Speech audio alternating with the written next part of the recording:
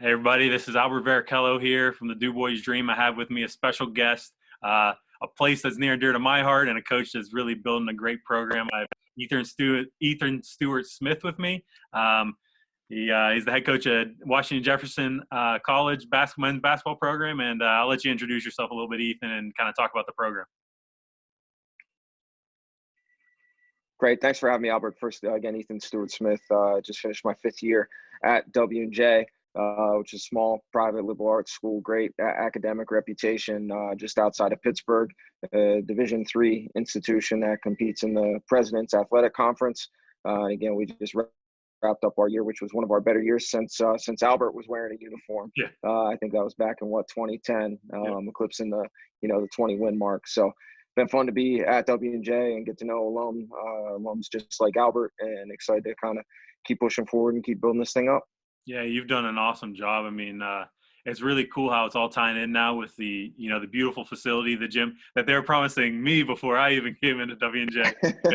It's now finally built. It's in place. It looks awesome. And now the program, I mean, I know you hit some bumps on the road, but I mean, maybe you want to start out just talking. I mean, we don't need to get into like the start of the program just yet, because that'll probably be in more like the serious talks. But maybe you can tell a little bit about your background, like you're playing, you're coaching, leading up, like maybe take us from high school on. Yeah, definitely. So I'm a Bellefonte native, which is about 10 minutes from Penn State College, Central PA. Played at Bellefonte High School, graduated in 2002, and throughout the college search process, settled on Penn State Altoona, and went to Penn State Altoona to play there. My freshman year was the first year that Altoona was a Division III institution, and came in there and played for Armin Gilliam, the Hammer, for my first 3 years, who was an NBA veteran. Again, he had been in the league for 13 years. So I had some experience playing under an NBA guy. And then a former W&J assistant, Coach Al Soretti, came into Penn State Altoona and got the job going into my senior year, which that was kind of where it started to hit me about the opportunity to potentially, coach. Had a great relationship with him. It was fun to play under somebody with a little bit of a different perspective and a little bit closer to D3 roots as opposed to the professional route. So that really opened my eyes in a lot of ways. And, he let me kind of stay on as I was going through my internship my senior year to wrap up my degree, and was a volunteer kind of student coach, and started to see different point of view. And then, my professional career took off a little bit more. Was working in sales for the State College Spikes and Altoona Curve right out of college, which are minor league affiliates right in central Pennsylvania. And it was kind of between jobs after deciding that wasn't quite for me, figuring out what my next move was. That's when Coach Soretti got his next job, which was Dickinson College, another small Division III, high academic, very similar to W&J school in Carlisle, Pennsylvania, and asked me if I wanted to help him out as his assistant. And I just decided it was time for a change. It was something I was always interested in pursuing, and didn't really have an idea of how to get involved. But thankfully, Coach gave me a call, and I decided to jump in. And I was at Dickinson for 5 years, which was fun. It was, again, a really eye-opening experience, especially those first couple of years. But really started to have a passion for it and enjoy it, and just love being a part of a team again. So that kind of went for the first 5 years. And then that took me to Carnegie Mellon University, again, obviously out here in Pittsburgh. Was an assistant coach there under Tony Wingen, who's another great coach. I was only there for about 6 months. And that's when the opportunity at W&J opened up, where I was able to come down here and kind of get my first opportunity as a head coach. So all those, 6 years of being an assistant kind of really, really helped me prepare for the opportunity to take over this program. And now I've been proud of our growth, and we see steady improvement on a yearly basis since I've been here at W&J. Yeah, I mean, it's impressive. I mean, just going through your story, you basically have kind of been around and, seen it all. I mean, in a sense, like right now, you had the, definitely. NBA coach, NBA player, being your coach. You had the guy who was just starting up a program at Dickinson. And then Carnegie Mellon has been, I mean, they've been a powerhouse for so long. It's like you've gotten a taste of quite a bit at this point, and you can kind of tell with what you've done with the program up to this point. And I'm curious. I mean, it doesn't necessarily sound like you chose the Division 3 level, but it was kind of that was the Mhm. opportunity. And it seems like you kind of just like sprung at it, right? Definitely. Yeah, absolutely. I got and the more I've been in this industry, all it really comes down to is a little bit of luck and knowing the right people at the right time. Everybody's paths are so different. Like there is no blueprint for doing what we do, and a lot of people have very unique and different ways as to how they got to where they are. But it all stems from relationships, and that's the other reason why I love doing what we do. It's really fun to hopefully give people a little bit of a different experience and a great experience when they're experiencing those college years, which has been really fun part for me, to be involved in seeing guys really grow up once they get here as freshmen to graduating with jobs as seniors. But yeah, Division 3 level, and we talked about it a little bit when we were just talking earlier. A lot of guys have very similar visions and goals, and they're kind of here for the right reasons, and they understand basketball as far as the decision making process with college. In most cases, is a tiebreaker. I mean, there aren't many professional athletes that are come from W&J, Yeah. right? Especially from a basketball standpoint. Yeah. You're probably one of a handful that have played alongside you, but most guys are preparing for that next opportunity. From a professional or a graduate school world. So it's fun to work with those types of guys. Yeah, and that, and like you said, kind of like we were just, talking and passing in a sense, just the balance that you need to play at the Division 3 level. I always liked it. It was such a good fit because it was really eye opening to me when I was coming out of high school.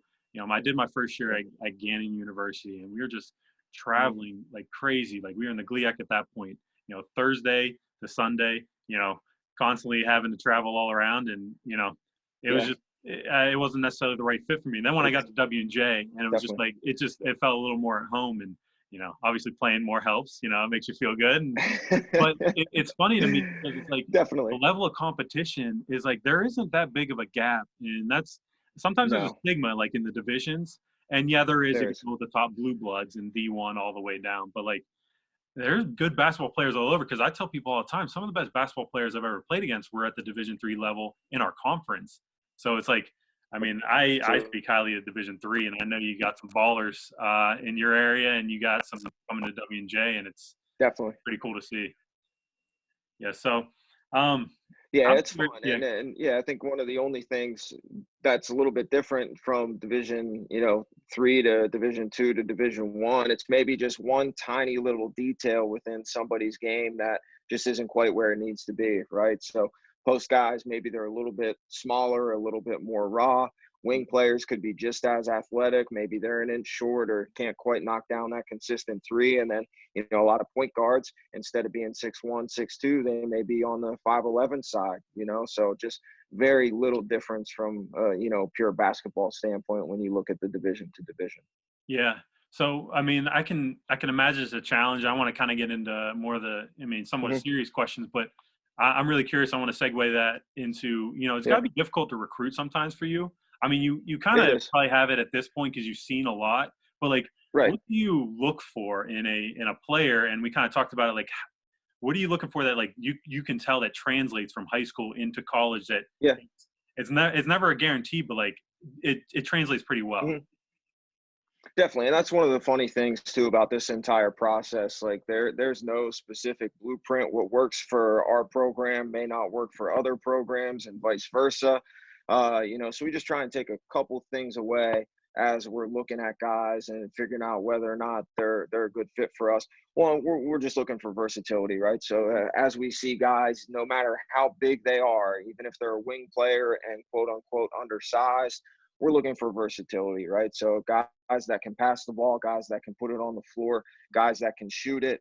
That tends to translate a little bit. Now that's twofold. The next part of it, because we're so restricted with our off season and what we're able to do from a basketball standpoint, it's imperative that these guys, are gym rats and want to work, Yeah. right? So work ethic is something else that really translate for, especially at the Division 3 level, because it's 100% your choice as far as your improvement.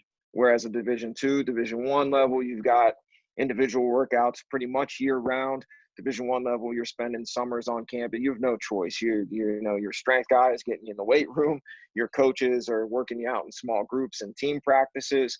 That's not the case at Division III, right? So we want to make sure we're bringing in guys with that kind of work ethic, where they want to get better. They want to spend time in the gym on their own when nobody's watching. I mean, that's where we've seen the most growth, because we're fortunate to have, especially our older guys that are our leaders. We've seen steady improvement from them, and it's no secret formula.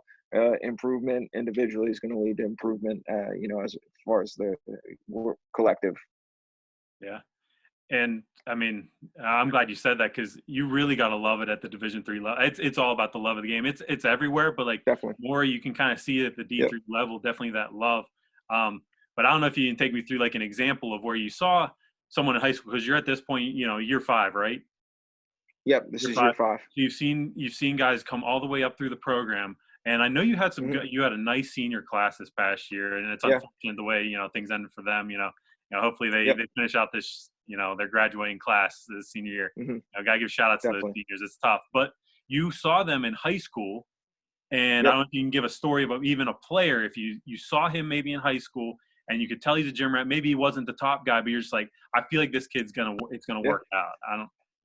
You have a story like Yeah, I mean, Jonathan DeVito's the perfect example of that, and that's the other area that we try and do a good job with, is just building relationships with coaches, just everybody throughout the area, especially because the WPIAL in Western Pennsylvania is important to us.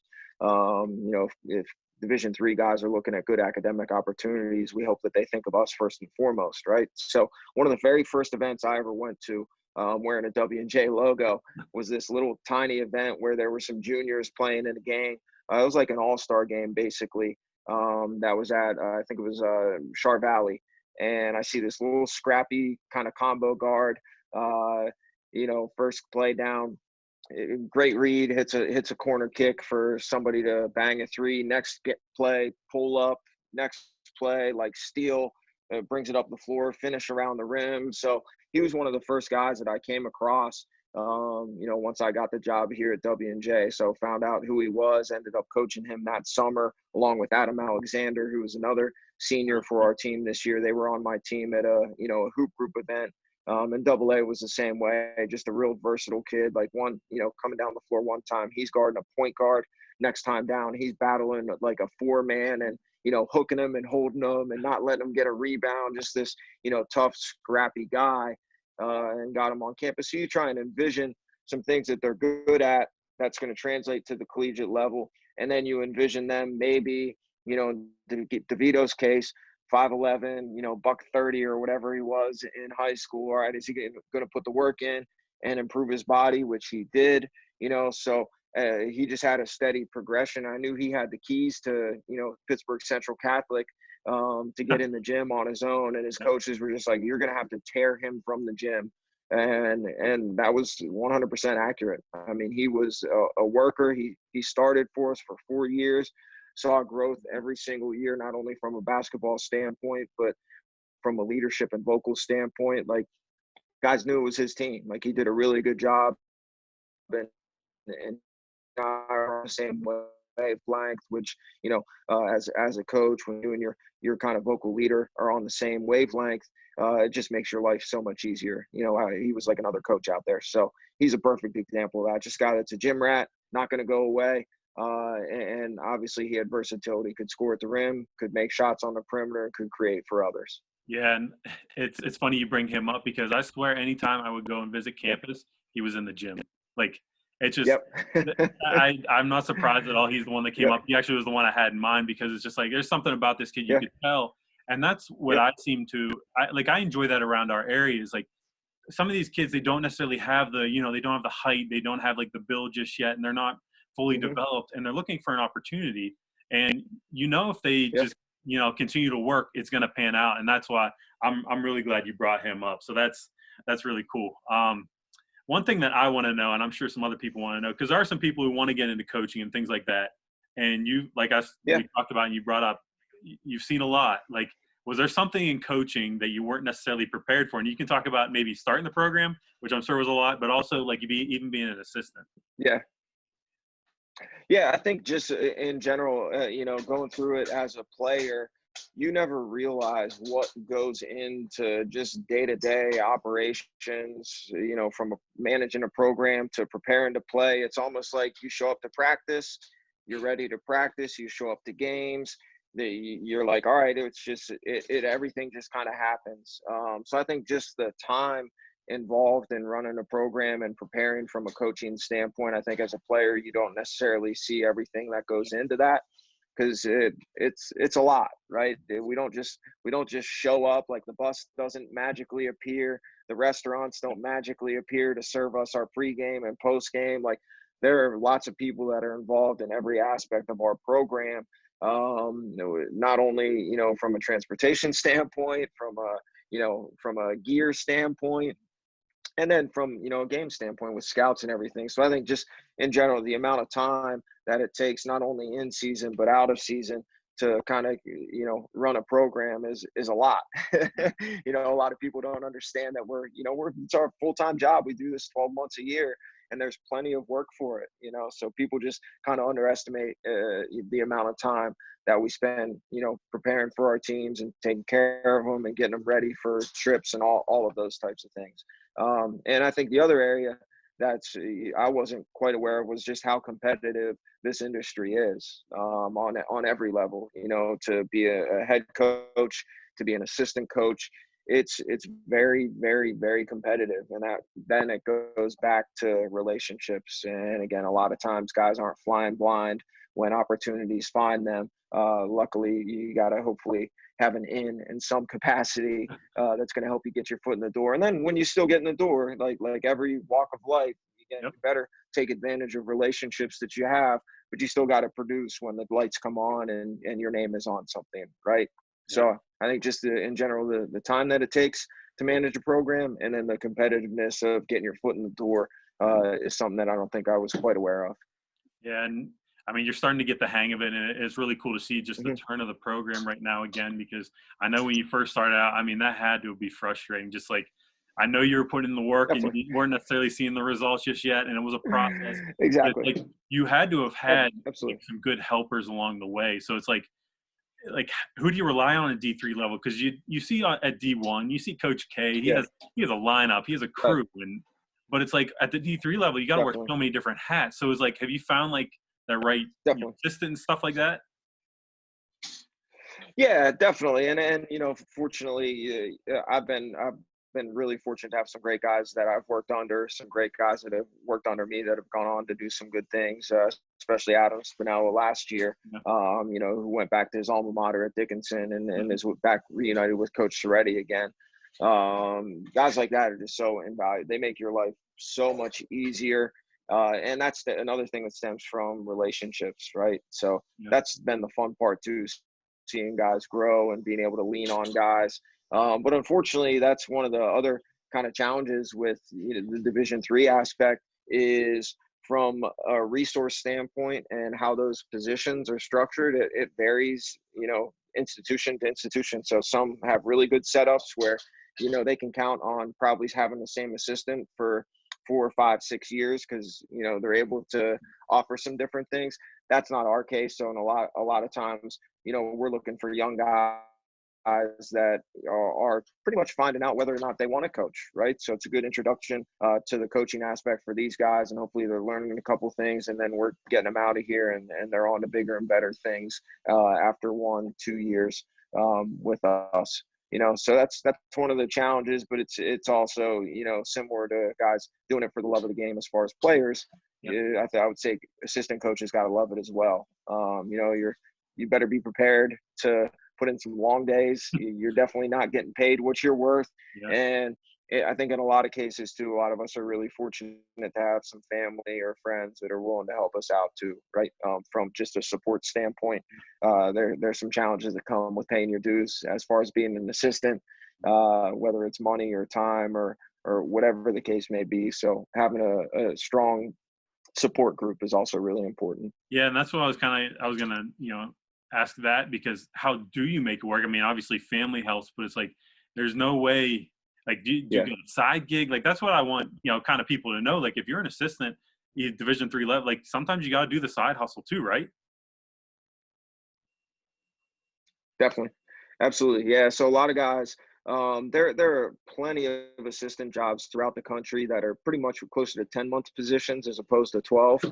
So over the course of those summers, those guys, they're hustling and working as many camps as they possibly Yeah. can. Right. So they're coaching. And that's also, that's one thing that I really, I try to take advantage of, over the course of the summers and working all these camps. You get to coach your own Yeah. team, right? Because a lot of times, when you're working under somebody, you're not making the end all be all decisions, Yeah. right? I mean, you're throwing a lot of information out there, and you're certainly having, I've been fortunate, I had a ton of input as an assistant, but I heard no a lot too, right? So that's a fun part, where you can start working on actually coaching on court in a lot of those camps, and you're dealing with a high level player in a lot of cases. But yeah, you're not just a coach. Some guys have night jobs where they're writing articles here and there because or guys are working camps, guys are doing individual lessons on the side with local youth, just trying to make ends meet.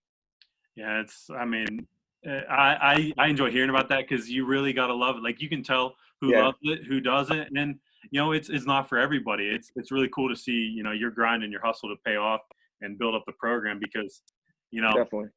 I know there's a ton of challenges, and I'm curious, Yeah, like, what are the challenges for you? Because I'm excited to see what W&J is going to do next year, even with the virus. I mean, yeah. nothing prepares you for this virus, but like challenges in coaching and building up that No, no program doubt. outside of the coronavirus. Like, you got to tell me, like, starting out, take me through that year one and building it up. Like, what are you looking for? Like, you have a top three keys or something? Yeah, no, I mean, I think when we talk about it, and especially building up the program, our first priority was just to max out that first group that we did. Yeah. And year one, we ended the year with 6 healthy guys. And one thing that stood strong on was try not to take shortcuts and do things for the short term. I was pretty dead set on making sure we were doing things that weren't gonna be a quick fix, not that we were gonna completely forget about after that first year, just to make it through that first year. I probably sacrificed a little bit, from a team standpoint, in order to try and teach some guys some long term lessons and put some things in place that were going to last us, over the course of their 4 years there. Because we had sophomores. I don't think we had a junior on the roster my first year. It was all freshmen, sophomores, a couple transfer. It was just such a mismatched type group. Um, I just wanted to make sure that we put all the effort we could into those guys and make sure that we were, again, putting some things in place that were going to be kind of pillars of our program. And that's our competitiveness, all those types of things that weren't really going to go away. And then just principles too, because I think that's one of the other challenges when you're trying to build a program is what can you do to maintain some consistency and things that are going to translate from one year to the other. That was one of the biggest challenges early on, just because we had so many inconsistencies as far as our personnel was concerned. Mm. We had a lot of guys in and out those first couple years. Yeah. So now we're finally, that has paid off for us now. This was the second year we've kind of run some similar things, and I anticipate us doing the same next year. So now we've got 3 years of consistency where it's not fresh for every single guy every year, where they're having to learn new things collectively, right? So we just have that building that identity Yeah. has been something that's been important and something that just takes time. I mean, there's no shortcuts for building those types of identities. It's stuff you got to go through, and stuff you got to be consistent with as far as your teaching points. Yeah, and I'm sure you kind of go back to those experiences now where you're like, I'm Yeah, I'm glad we put that in place because it's definitely. I like that you guys haven't really you haven't skipped steps because it's um Yeah.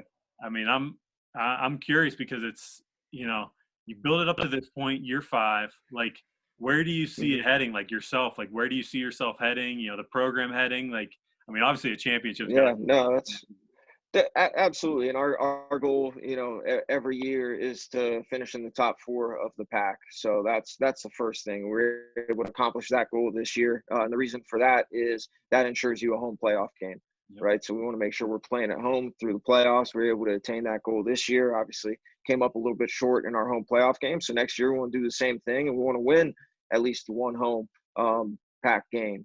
and hopefully we continue to play. The ultimate goal is to win our league, right? We want to be the best in the pack. We want to have an opportunity to play in an NCAA tournament against some of the best in the country. That's certainly the ultimate goal.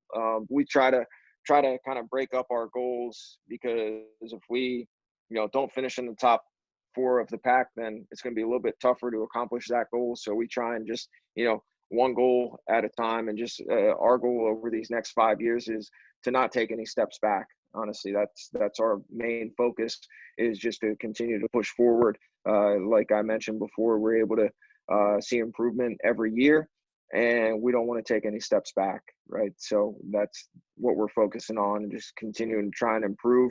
I don't think that up until this point, hopefully we're starting to turn the page on this and starting to be a little bit more thought of when you talk of, about good programs in Western Pennsylvania. We want to make sure, as soon as, academic guys are thinking about continuing their playing careers, that W&J is the first place that they think of, right? I mean, it's an unbelievable academic opportunity, and hopefully we're competing for PAC titles year in and year out. Again, that's what we want our reputation to be, similar to some of the other athletic programs we have here at W&J. That identity and ability to compete for championships year in and year out. I mean, that's the expectation, right? So I don't think we're too far away from kind of getting closer to that goal. Yeah, I don't think so either, especially with the consistency, because obviously, my older brother played baseball there, and they started out very Yeah, similar. They had to exactly. rely on the young group, and I'm sure you probably talked to Yep, Coach Mountain, and it's cool to definitely. see what they build up into. Yeah, Football turned into powerhouse. It's like I see yep, the same things happening, and I'm with you. It's like yep. when you think about that powerhouse of a school that not only provides you with good academics, because I think back to it all the time. Like W&J was so difficult Yeah, academically, but to balance it out, yeah, like it got me into law school, just the connections and stuff, and right. getting prepared. So Yeah. that, as well as being able to play basketball, was just like, it was such a cool Hmm. experience for me. And you know, not Yeah. saying everything Oh, was it's amazing. rainbows and butterflies. It was difficult, but Yeah, it was a nice balance there. yeah, It was really cool, and I want to tell people, just even in our area, it's nice to have W&J, such a good academic school close to even Du Bois and the surrounding area, definitely. because I always Right. enjoyed watching, like having my parents come to watch me play too, and you know Absolutely. family friends, they can come out to the games. That's where the conference is cool. So you get good Yep. academics, good athletics. You guys are building up a great Absolutely. program, and I hype you guys up all the time. So it's really cool. Yeah. So we talked about Yeah. the love of the game and stuff like that. I kind of want to know, Definitely. like, what really like motivates you? Like, is there something that just like, there's got to be something when those first couple of years is feeling a little down. Like, what Yeah. kept you going? Yeah. I mean, I think you talk about the kind of competitiveness, as I mentioned, of getting these opportunities. That's always been something that I've taken pride in, is just that kind of chip on your shoulder, and doing things that people probably don't expect you to do, or think you don't deserve what you have. Right. I think that was my thing in high school. That was something that Yeah, motivated me. I just, tried to be as competitive as I possibly could. Belfont was not high on anybody's list as far as coming to visit and see if there are college athletes there. So I took pride in having the opportunity to continue to play in college. Same thing in college. I don't think I know my Coach Gilliam, and it's every coach's job is to recruit the best players they possibly can, almost to try and replace you. Like that's this never-ending process, right? I'm going to recruit the best guys I possibly can. It's our returners' job to put the time in and improve and stay ahead of those incoming guys. So I wouldn't go away. I put the work in, and I'm sure he didn't think that I was going to be playing there for 4 years after my freshman year. But I had that, again, chip on my shoulder. I wasn't going to go away, and that drives me.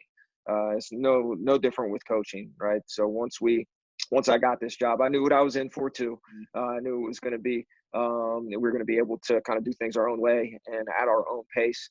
And that I just the work level, the competitiveness, like all that stuff, kind of kept me going. That chip on my shoulder, and just trying to prove people wrong. That's what I've been doing my whole life. I relate to those types of guys that have that edge, have that chip. Those are the types of guys we want in our program, and now we're starting to see those guys come walk through those yeah. doors, and we're seeing success. Yeah, and I love that because it is a very blue collar. Like you got the chip on your shoulder. I'm the same way. Yep. Someone doubts you, makes you want to work hard. Be Yeah. like, I'm going to prove you wrong because I get, got to give Yeah. a shout out to Coach G, Coach Gutierrez. I know he was a hard worker when he was there. Definitely. He had that blue Absolutely. collar mentality, and then you just, you're taking it to another level Yep. too. It's just like got to bring in those guys, and it's easy to root for guys like that. Like yourself. I mean, you're continuing to have that Absolutely. underdog mentality, that bulldog mentality. So anybody out there that is watching right now, I got to give a shout Definitely. out because it's like if you're that type of person, you feel like you haven't gotten your shot, keep working hard, keep after it. Because I always Yeah. tell people like, once Definitely. you keep showing up and working hard, you're gonna get that opportunity some way Yep. somehow. It's gonna happen, Exactly. and you're living proof of Yep. that right now with your own You program. exactly. Definitely, yeah, and geez, I can count. It's going to take me more than one hand to count on the amount of phone interviews that I had Mm, leading up to the opportunity to come to W&J, right? And it's frustrating, and as I said, sometimes you question why you do what you do, but you just got to keep your head down, keep pushing, and it's going to make sense at some point, right? So hopefully now it's starting to make a little bit more sense, and we're starting to get some of those answers and achieve some of those goals that just seem like a pipe dream early on in my career here. yeah, yeah, and I know with that work ethic, it's all gonna Yeah. piece back together. So, I've been telling the kids even in our area too. It's the players. It's like you did, you kept doing the phone interviews, kept reaching out, and to connect with Mhm. like the players and stuff. It's like you got to reach out, especially during this time because this is kind of an unprecedented time. It's like, what are you doing with your time at this point? We've been calling it separation time because the people who really Yeah. want it, like if you're a junior going into your senior year, like you can't Yep. be expecting to get on the court this summer. You got to be putting in extra work. So it's Definitely. you got to wave your hands like, here I am. Like I want this opportunity. Yeah. You got to reach out. So I want to continue to tell that. And I know you have probably got some people who have reached out to you that may be bumping up your radar because you'd usually be seeing kids in tournaments right now, right? Exactly. Yeah. This would have been the second weekend of live period stuff, which live period doesn't really affect us, but Division One really drives tournaments and how they're structured and the popularity of them. So yeah, it's going to be a little bit of a trickle down effect, I think, and I'm not real sure how it's going to affect us from a recruiting standpoint.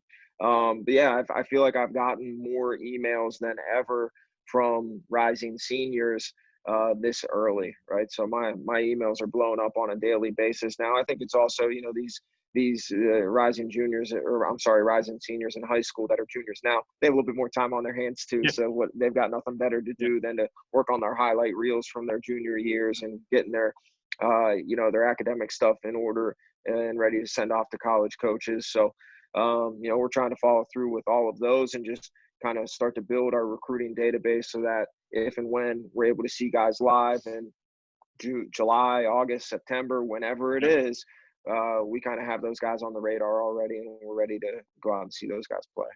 And But I maybe, think yeah. this time period, like you said, it's going to be so interesting because I think in most cases, in a normal year, everybody it's a level playing field from an equipment standpoint, from an access to facilities standpoint. Like everybody's got access and everybody's got all the same things. Right now, that's not the case, right? I mean, if you don't have a hoop, what do you do? Like you're not going to shoot, right? So you've got guys that can't shoot for however long it's already been over a month. You've got guys that maybe have a full weight room and guys that have 5-pound dumbbells, right? So from a strength standpoint, if you're lucky to have those types of resources, you better be taking advantage Yeah. of it, right? So I think it's going to be a unique time where some guys are either really going to be able to separate themselves from the pack, or guys that maybe feel like they've been a little bit behind, they better take advantage of this time right now where they're putting the work in because Johnny over there doesn't have a hoop, he doesn't have weights. Yeah. You better catch him, right? So I think it's going to be really interesting to see, as long as guys are taking advantage of what they have in their household. Guys are either going to really be able to catch guys, or they're really going to pull away as long as they put the work in.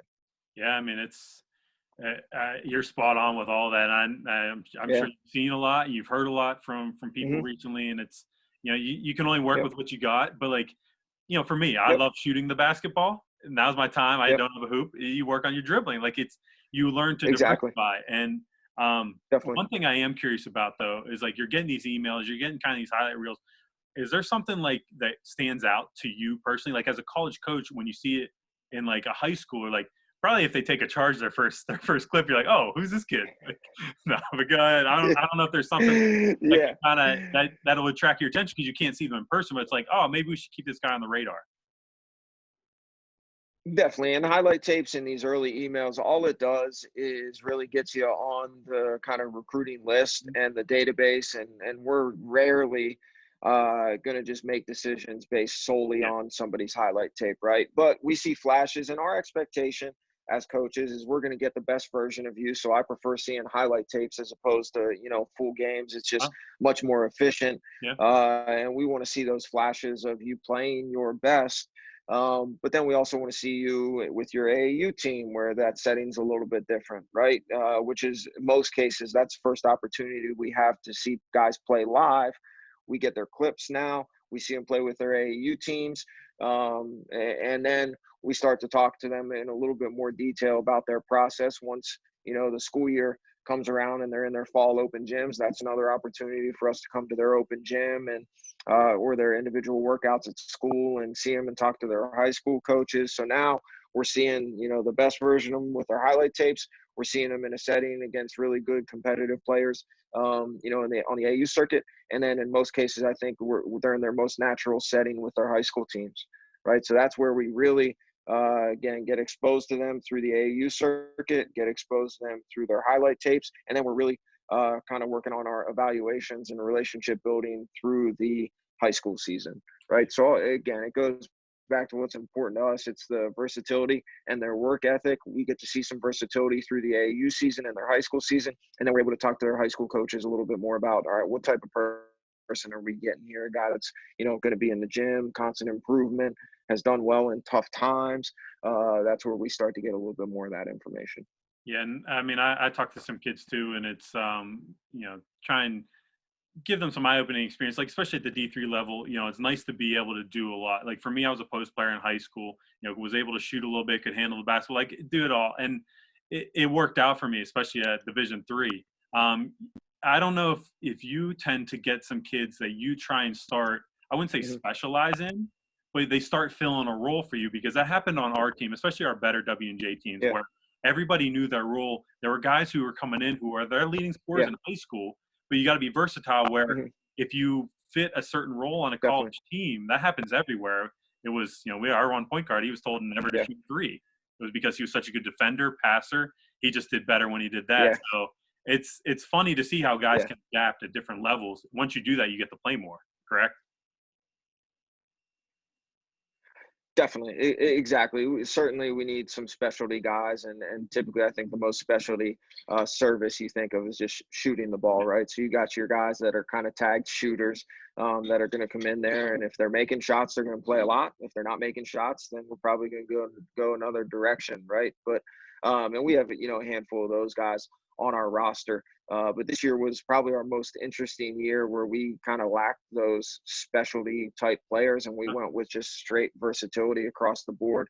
Wow. I think we had at least 8 guys that scored 15 this year. Wow. So we just different day, which was great. It Yeah. was great because we had a ton of versatility, but we also had some challenges because we were wildly inconsistent Yep. at times too, because different day, different guys Yep. stepping up, Yep. right? So it took us a while to kind of find that identity, which I think we did in the latter part of the year when we started playing better towards the tail end.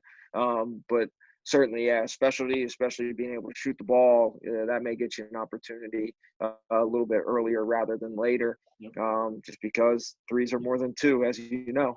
Yeah. Yeah. Especially now, and the line is moving back this year in Division 3, right? It is, yeah, it's going to be the same as Division 1, so it's going to move Yep. back a whole national one. Is that what you guys? Is that what you play?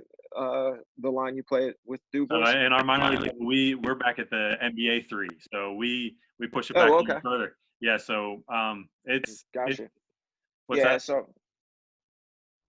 that? so I like that. I think it's going to create a little bit more space on the interior, especially for our drivers. It gets the defender maybe another foot away from the middle of the floor.